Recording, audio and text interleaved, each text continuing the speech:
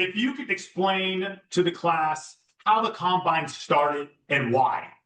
Sounds good. First of all, thank you, Christian. Thanks for having me. And it's great to be with you guys. Bryant University, pretty exciting place. I didn't ever have the opportunity to go there when I was in the scouting world, but I have my oldest son is a senior and he looked at Bryant and was really interested in it. So we learned a little bit about it. So congratulations to you guys for where you are. And I'm just excited with the opportunity to get to visit with you guys. And as I shared with Christian before, want to make this as interactive and engaging as possible. Anything I can answer or do to help, that's why I'm here. And to answer the question about the combine, it was actually going to be one of my first questions for you guys, which is, does anyone know why we started this 45 years ago? And I'll give you a hint, it's still the most important element of what we do today. Does anybody have an idea? So does anybody know the answer to this? No guesses. So we answered this earlier today. Who answered it? Somebody who answered it. Somebody stole this answer. But I think it's me, but I can answer. Go ahead and answer that. I think that the most important reason for the scouting combine is to enforce rules of standardization, get rid of discrepancies, have all of the medical records, all the performance evaluations in one space, so that you can really get to see who the best athletes in the country are, as opposed to having the Southeastern combine and the Northeastern combine or whatever it may have been.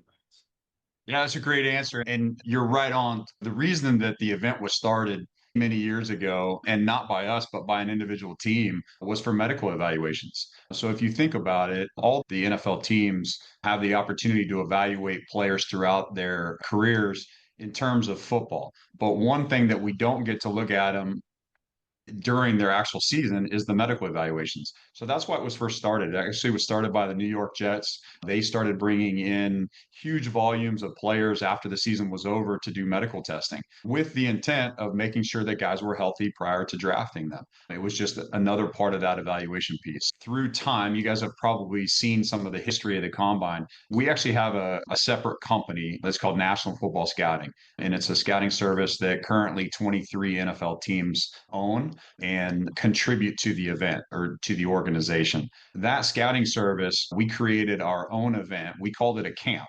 So it was called National Invitational Camp, which is still the legal name of the combine today. So as the combine has evolved over the last 40 some odd years, where it started and the origins of where it started are still the most important element today. And National Invitational Camp, or National Football Scouting, who started the camp, there was other camps at the same time. So there was two or three other camps. And the NFL and the American Football Coaches Association and the NCAA came together and said, hey, we don't want players traveling to multiple camps while they're in school and really doing the same things for just different teams. So the urban myth behind the term combine is that we combined those camps. And National Football Scouting was running the largest of the camps at the time. And we took on the chore of representing, at that time, all 28 NFL teams and conducting a camp. We still refer to it as camp. So our two companies are National Football Scouting, NFS, and National Invitational Camp, NIC, but NIC is more commonly known as the NFL Scouting Combine. And with the inclusion of television 12, 13, 14 years ago, now everything that the general public sees is all that performance piece. What you don't see are the other more important elements that go on behind the scenes. Number one is medical. Number two is interviews. We also do some assessment testing. And then the on the field piece is really the fourth component for us. It's obviously what the players want to do most. That's what they've been training for. That's what they're comfortable in. That's where their sweet spot is for the event. But for us as an event and as evaluators, we want to collect medical testing. We want to do interviews and we want to do assessment tests as much as we do the physical piece, because 90% of the scouting of an athlete is usually complete by the time they get to the combine. Now, it's a little bit, it can be different for different players, but for the most part, we already know what they are as a football player. We want to learn those other elements. And for the player, it's an opportunity for them to showcase their personalities and really start in this process or continue in the process of building their own personal brand. Okay. Who wants to go first? My name is Nigel Garabedian. I just want to say thank you for being here. I'm a football guy. I can talk football all day. I have a nerdier question for you, though. I was wondering what you specifically are doing to leverage artificial intelligence working off of that in your position? And what are you guys doing for the 2026 NFL Combine that you did not do for 2025 NFL Combine? Yeah, great questions. And I'm with you. I could talk football all day. Right now, we're more involved in event logistics than we are football, but it's interesting. We actually have our 11 scouts in town this week. They're finalizing all the reports on the 26 draft class, and then our 23 teams are coming in next week. And our scouts will do presentations to them to finalize those reports leading into the postseason, which is all-star games, combine, pro days, and things like that. So I'm with you on the football side. In terms of AI, we're actually working with our presenting sponsor, Microsoft. In fact, I was on a call with them last night. We're working to develop some AI technology through their Copilot program. I don't know if you guys are familiar with Copilot, but we built an app for the combine about 12 years ago. And that app just drives a lot of the data that we collect to the NFL clubs. It's only allowed to be used by the clubs because there's a lot of sensitive information in there. And so last year, when Microsoft became the presenting sponsor of the event, they asked if they could help us develop some AI technology and really showcase some of the Copilot capabilities. Last year was just our initial kind of beta run. We got a late start on it. We were only able to work on a couple of pieces that were related to the 2025 event. And we used that as a beta test to see what would be important for the clubs because the combine is owned by the 32 clubs equally. I personally work for the 32 general managers, and my job really is to create an environment where we invite the top 300, 330 NFL players to come in and have the opportunity to showcase their skills where the NFL clubs can then evaluate them on kind of an even playing surface, so to speak. The idea of being able to take the data that we collect at the event, deliver it to the clubs in real time, and have the clubs be able to ask questions that are then answered through AI was our beta test last year. What we learned from the clubs is that evaluation, like a lot of things, is all a measure of comparison. We're comparing one player to the next. So, from a club perspective, they wanted to be able to compare current players with historical players. So we worked this offseason to develop a database that includes 15 years worth of combine information. So don't worry, Christian, your information's not in there. You're just outside that 15-year run. But we have 15 years of data that our NFL teams can now, during the 26 event, they'll be able to ask Copilot through our app anything relative to comparing the athletes in their performances, their anthropometric measurements. So they'll be able to say, hey, in the last 5 years, how many players and who ran under 4.4 that were greater than 5'10" in height, as an example. And Copilot will then be able to search that 15 years of data that we gave them and give the clubs answers in real time. You guys may have heard this before, but the value of data is not the data itself. It's how you use it. So, from a club perspective, we deliver all of the data at the same time and in the same format to all 32 teams. That data itself is not the competitive advantage for those 32 teams. It's how each of them uses it to be better than the other 31. So, for us, we're dipping our toe in the world of AI, but also in that ability to advance how the teams use it. And mostly in real, I've been this for 3 years. And when we first started, it would take us weeks to deliver all of the data. So the medical data, the performance data, and any relevant interview information that we collected or assessment tests that we collected, it would take us weeks to deliver that. And we would actually mail CDs to the clubs, and all the data and images and reports would be on those CDs. Now, 20 years later, we've developed our own electronic medical record system. So all the medical information is securely shared in real time.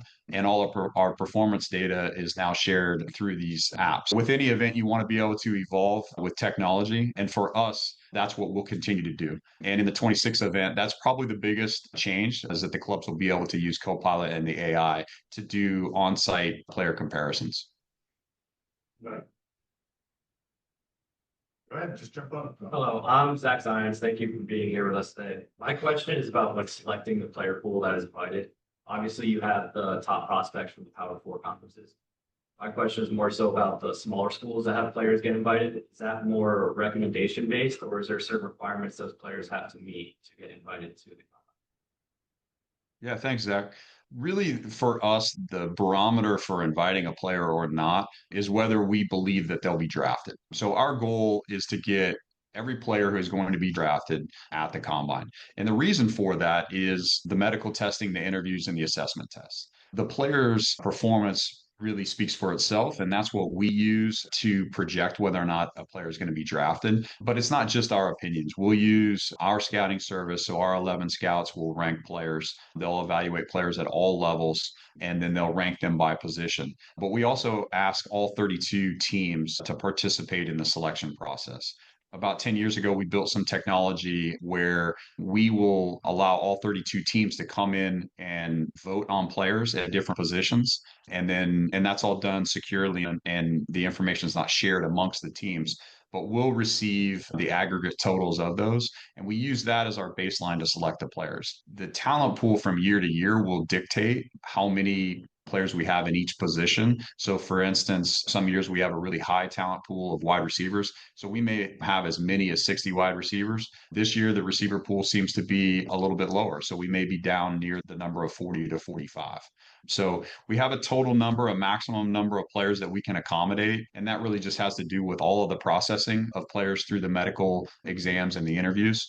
So our number's right around 335. The sweet spot for us is about 320, 325.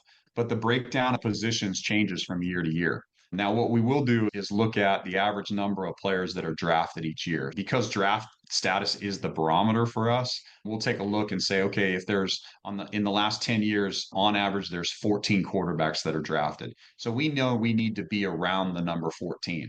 If the talent pool dictates that year there's 19 quarterbacks, we'll go with 19. If it dictates that it's lower than that, we'll go lower, but we know we have to be somewhere around 14. So even if our draft grades have quarterbacks lower than draftable, if we're not at that 14 number, which is the average number, we may dip down a little bit in that position. And all positions are a little bit different. Obviously, specialists, the punters, the kickers, the long snappers, there's not as high volume of those players that are drafted from year to year. We'll regulate that a little bit differently. But at the end of the day, the players are selected based on their performance at their colleges. And certainly the level, you mentioned the Power Four versus the smaller schools, certainly the level dictates some of that evaluation process, but it doesn't mean that players outside the Power Four can't be invited. We actually send more of our scouts to the schools outside the Power Four than we do to the Power Four because those players are a little bit easier to evaluate. It's like anything. You can talk for a long time about how well a player who is really good plays. What's harder to do is to project a player at a lower level that doesn't maybe have the same skill set, but has the ability, projectability to play at the NFL level. So we're going to send multiple scouts there so that we get multiple opinions. But at the end of the day, we use a cross section of evaluations of our service as well as the 32 teams to select those players. And it's hard every year because if we select 330, there's always going to be 20 players on the outside looking in. And it doesn't mean that those players didn't deserve the opportunity. We just get to a certain spot where we have to cut it off. That's the unfortunate part. We'll have a lot of tough conversations with players, coaches, parents, and certainly agents with those guys that are right on the border for us. But sometimes 20 guys in come to the event and prove maybe that they're not draftable. And then that opens up opportunity for those first 20 guys who are on the outside looking in. So every year we see a number of somewhere between 15 and 30 players that get drafted that we didn't bring to the combine. And for many years, we looked at that as us making a mistake, but we're also selecting the players in mid-December. And there's a lot of things happen between mid-December and April when they're drafted. So guys can rise and fall through that process of bowl games, all-star games, the combine, 30 visits, and private workouts that they do with the players or with the teams. Hey Jeff, thanks so much for being here. My name's Roman, and us as viewers, we have a lot of different ideologies when it comes to what's important at the draft. I know for us, a big contention was like Will Campbell's wingspan or the 40-yard dash, fast times with that. Is there any particular event that teams over or undervalue at the draft when they're choosing their draft order? Good question. I think one of the harder things for teams to balance is character versus ability. I had the good fortune of working for Coach Vermeil when he was the head coach of the Chiefs. I was in the personnel department back then. And one thing he taught us was the back end of your roster is really important to have key leadership and experience. So finding that balance between drafting talented players, talented young players that can contribute right away, and also making sure that in those key positions where you may have a lot of youth, you also have some strong leadership. And that really comes from both experience and character. So a lot of teams, all teams have character grades on players. And I know from our perspective, from our service specifically, we grade both. We grade the skill ability and the character, but we keep them separate because teams will decide on those separately. So my personal opinion, and again, it's from my experience and what I learned from Coach Vermeil and others, is that value of character is so important on a team. It's a small team that spends a lot of time together. So I would say that's number one. Number two is the development of your practice squad. I think you have to be really good on your pro personnel department. So this is away from the draft. Once the draft happens, your pro personnel department's responsible for evaluating the young people on other practice squads and really being able to replace guys. Every year, teams have injuries. And so I think the teams that do the best job of developing their young players and finding young players potentially on other teams to fill those voids or fill those injury spots and then develop those players, those are going to be the ones that have sustained success. It might not be one year, but teams that continue to have sustained success, I think, are developing their players from the bottom up. Thank you.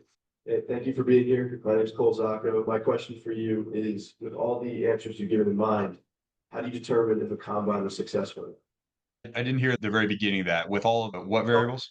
The answers that you've given, like how do you decide people to bring, like how you decide bring people to a combine, like you need a certain number of quarterbacks, a certain number of running backs. Is there factors that you use to determine if a combine is successful or not? Events are hard to have measuring sticks for them, right? The combine certainly is a very unique event because the 32 teams are the shareholders of the event and really who we service. We use their opinions as our measuring stick to whether or not that the event was a success. From a quantitative standpoint, we can look at the draft, but as we talked about earlier, a lot of things can happen between when we select players and when players are drafted that might drive players up or down. One specifically is how many underclassmen end up declaring and at what positions, and how does that change things for the seniors. So from a talent pool perspective, we'll certainly evaluate how many players get drafted that attended the combine, and the ones who got drafted that we didn't invite, we'll go back and look at their history. We'll look at our research on them, what our grades were on them to try to determine if we missed something. And then from that, we'll learn from year to improve our selection process. One example is when I first started with this event, there was a small committee of about 10 personnel people that selected all of the players. So we would meet twice a year with that committee, and that committee was responsible for selecting all of the players. What we were seeing was that there was a high volume of players that we were missing on. So over time, we've evolved into this process that I talked about earlier, where we have technology that allows all 32 teams to contribute information and vote on players. That larger cross section has helped us improve our numbers in terms of how many players are drafted that don't attend. So that's probably the number one quantitative way. There's also the financial piece of this. So one of my responsibilities is the budgeting behind it. And when you have a board of directors and shareholders, you never want to be over budget. So that's another piece of it for us, is looking at the finances and making sure that we were fiscally responsible in how we were spending money relative to the results that we're receiving. Return on investment, the data that we're collecting has a value, and making sure that we didn't overspend for that value is important to the clubs on the business side. And then the final piece really is the feedback that we receive from the personnel people. So as I mentioned earlier, we work for the 32 general managers. We want to make sure that the data that they need to make decisions on draft day is the data that we're providing for them. And as the game has evolved and as the art of evaluating players has evolved, we have to make sure that we evolve as an event. So the feedback that we receive from those 32 general managers and the people that work for them is the other piece that's an evaluation tool for us to determine whether we were successful at the event. Foster, my name is Bo Schuarts. Thank you for sharing your time with us today. When you're looking at graduates in their last year of eligibility, what can they do with that 1 year for an opportunity to be invited to compete at the combine? Thank you. The opportunities for graduates today are much greater thanks to NIL and the transfer portal. I'll tell you an interesting story. We had a player last year who we had invited to the combine, and he actually had an additional year left, but he had already announced he was coming out. And he contacted us after we had sent him an invitation and he accepted the invitation. He contacted us and he said, I don't know what to do. I was offered X to go play one more year of football at a different school, but I've already accepted my invitation. And we laughed because he was thinking that acceptance of that invitation was binding, and it's really not. Our invitation to the combine is like an invitation to the party, right? You can come or not come. We can revoke that invitation if we deem necessary. But I thought it was interesting that this player was unique in the sense that he got another opportunity very late in his collegiate career to go continue to play, make additional money through NIL. And then we actually just went through the reports yesterday of his position, and he'll get an invitation again this year. So when I talked to him last year, we told him just decline your invitation for the 25 event, go have fun, do well, and hopefully we'll see you in 2026. I think there's different opportunities for players this year than there have ever, or the last couple of years than there have ever been with the transfer piece. And whether you agree with it or not, I think opportunities are good. And for the athletes, I think they have to take a look at where they fall within their position group and really what their aspirations are in terms of playing in the NFL. It's a unique opportunity that only a few people have each year. So I think for graduate players, if they're going to leave the university that they're at and go to a different school, they need to do a lot of research on where they're going. The grass is not always greener, but a lot of times, if there's a good opportunity there for them, they can, depending on the player's positions, depending on his skill set, depending on what he's looking to do. I think there's a lot of opportunities for graduate students out there. I'm not sure if that answered your question or not, or if you had more specifics. Maybe a little bit more specific. Say as a D lineman, what would you look into when going to another school? That would be most important for 1 year time to get to the combine. Yeah, so I think when we're evaluating players, we look at a couple of things. Obviously, their measurements are important, but probably productivity is the number one issue that we're looking for from a film perspective. If we're looking at a defensive lineman who has an opportunity to play one more year, we want to see production. And production necessarily isn't statistical production, it's production in one-on-one matchups. So when we're evaluating players, if I'm looking at a defensive lineman, so let's say I'm looking at a defensive end, I'm going to see which schools he played, and I'm going to find the best offensive tackle of those schools. And I'm going to watch that film. I'm going to watch the three films of the best offensive tackles because I want to see what his matchup is one on one and how productive is he every play.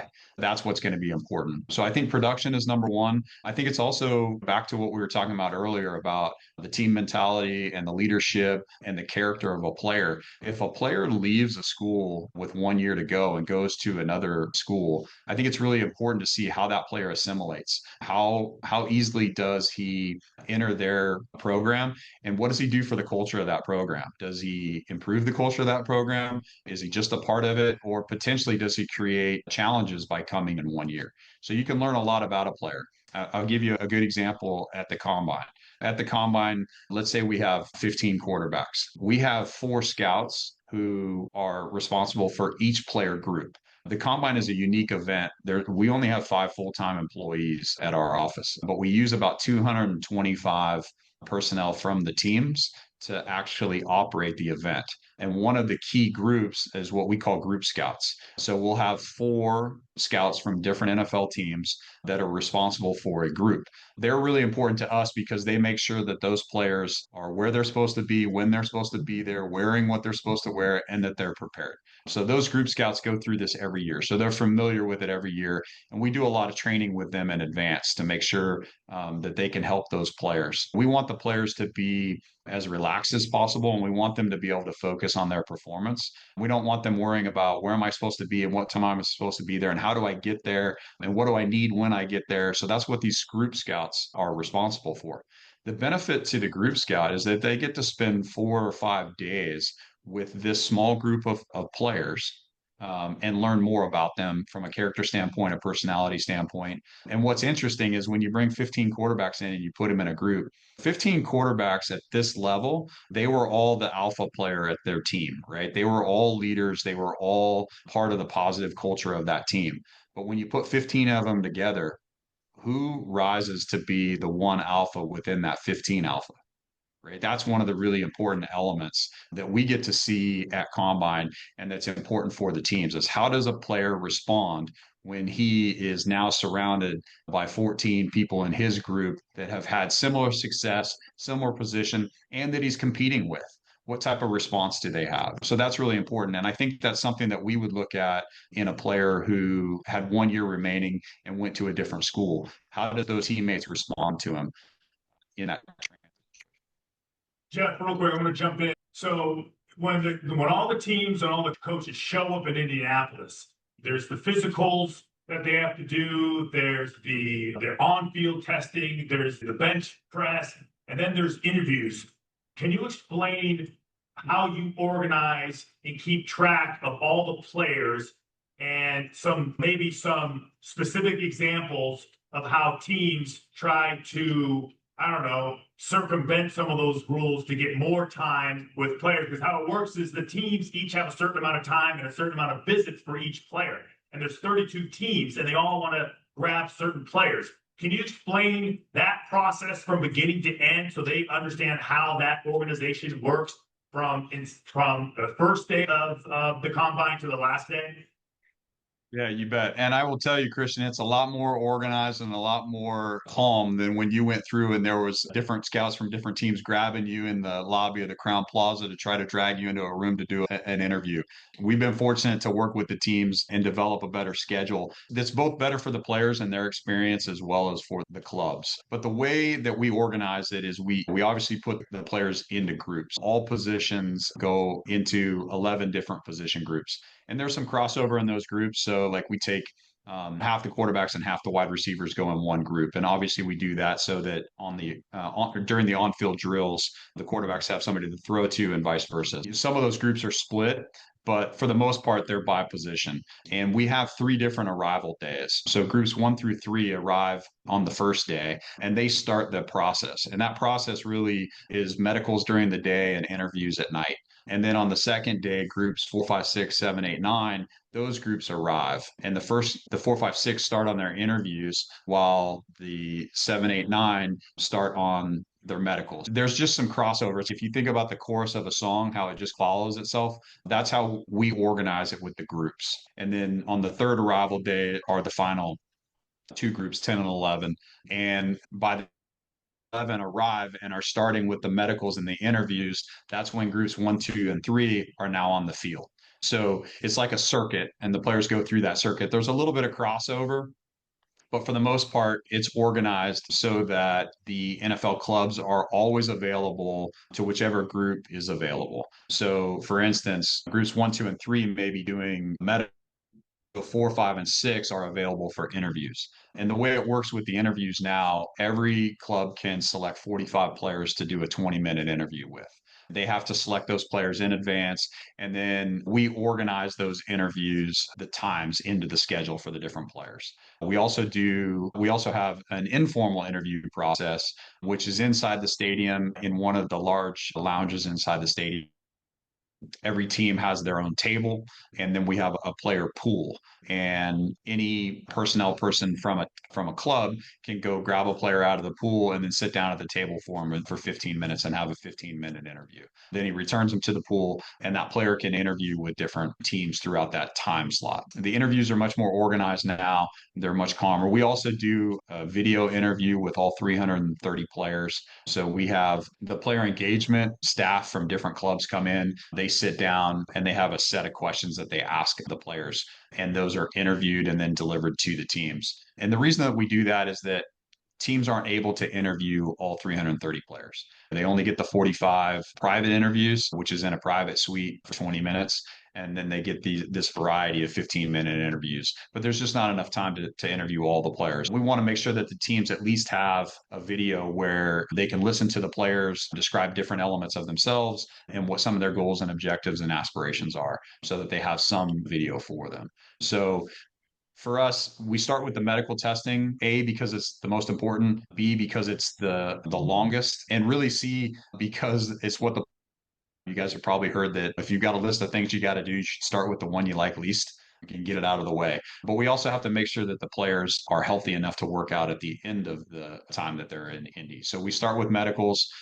And then while the medicals are happening, we'll mix in some different elements. The obviously both sets of and types of interviews we'll do. And then we also have some fun things for the players to do. They do their Madden scanning so that they can get their Madden image into the EA Sports game. They'll do some broadcast partner interviews with ESPN and NFL Network and NFL.com and different media outlets. So there are some things again to help the players be able to show their personality and start to build their brands on the NFL stage. And then once the interviews and medicals are finished, then that final day is the workout. And the goal for us as an operator of the event is to make sure that the players' schedule is not too taxing, because really what they're wanting to do is that workout. So making sure that their travel, their sleep patterns, and the food that we deliver to them is what they're used to in their training, so that when they get to that final workout, they feel confident that they can put their best foot forward. Real quick, we only got time for a couple more, but for the athletes, do you guys put like a wristband on them so they're trackable, so they know like where they're at, or is it some of the group scouts that monitor the time so the teams don't try to steal more time than they should? Yeah, we don't do any tracking. We've put some heavy rules on the clubs, and they've been really good the last 6, 8 years about following the rules in terms of making sure they're not doing what we call illegal interviews. But really, what we're trying to make sure is that a club doesn't grab a player who he thinks is free, but that player is actually traveling to a medical exam, and he holds him up and then he misses the medical exam. That's the most important part for us, is just that operational piece. We don't use any tracking devices for the players except on the field. The NFL does work with Zebra to use the tracking devices on the field, but we don't off the field. We do actually use a communication device. I think this is our 4th or 5th year using it. It's called Teamworks. It's a platform. Actually, a lot of universities are using it for their athletic programs now. I don't know if Bryant uses it, but Teamworks is an app where we can do all the communication that we need to in advance when we first invite the player, all the way through after he's exited, and we send him a survey so that he can give us feedback so we can improve the event for future players. But all that communication from invitation to final survey post event, we can manage that through Teamwork. So our group scouts are responsible for tracking the players, knowing where they are, and the players in turn communicate with those group scouts, letting them know when they finish different events. And then we have old-fashioned check sheets, right, to make sure the group scouts check off, make sure that the players have completed all the different tasks. Because most of the groups, they range in numbers from about 20 to 40. That's why those group scouts are so important to us, is tracking the players. You got time for 2 more. Serena's got it. Serena, thank you for being here today. So my question is, can you share an example of a player whose combine performance significantly altered their draft path? I'm sorry. I can only hear the end of that.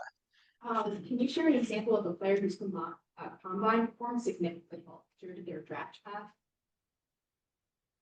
A player who significantly changed his draft path? Yes. Yeah.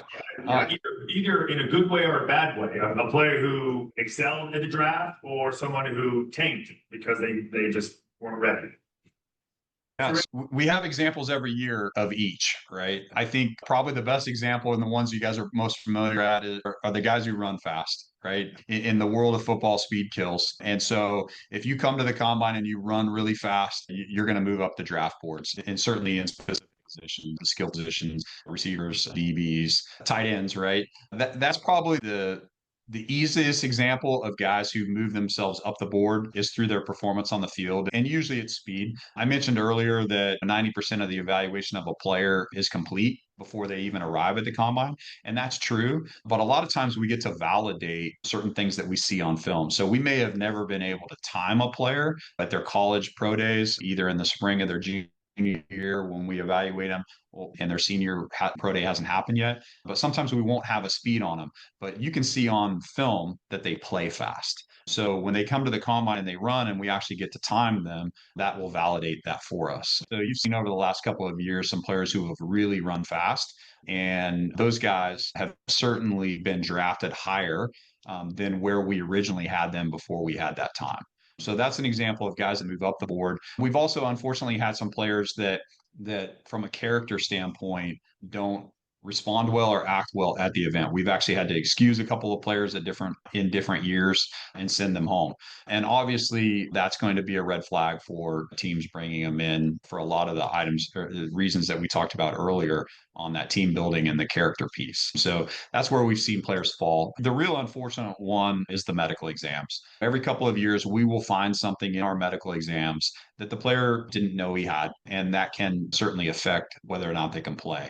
That's a really unfortunate situation for the young man from a football perspective, but from a health perspective, it's also really important. We've found issues, cardiac players that they didn't realize that they had. And while it may mean that they don't get to continue to play the game that they love, they get to continue living. And while it's hard for them to understand that in the moment, we make sure that we provide support for them through our clinicians, and we work with the players' agents and their schools to make sure that they have the support around them.